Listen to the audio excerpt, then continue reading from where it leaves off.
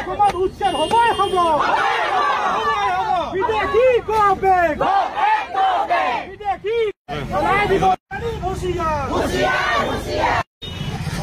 আমাৰ যি উচ্ছেদ চলি আছে অসমৰ যিসকল অবৈধ নাগৰিক সন্দেহযুক্ত নাগৰিকৰ ওপৰত উচ্ছেদ চলি আছে এটা বহুত সাহসী সিদ্ধান্ত হয় অসম গণ পৰিষদ চৰকাৰে গঠন হৈছিলে তেতিয়া এই সিদ্ধান্ত ল'ব লাগিছিলে কিন্তু সেই সিদ্ধান্ত লোৱা নহ'ল কিন্তু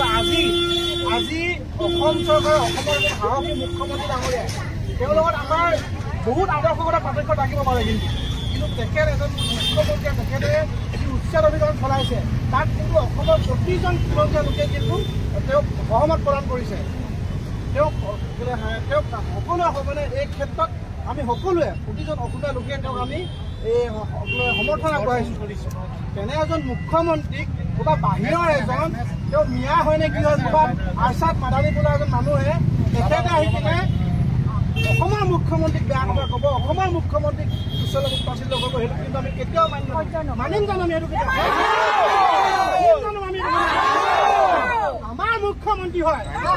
আমাৰ মুখ্যমন্ত্ৰী হয় কি নহয় আমাৰ অসমৰ মুখ্যমন্ত্ৰী হয় আমাৰ অসমৰ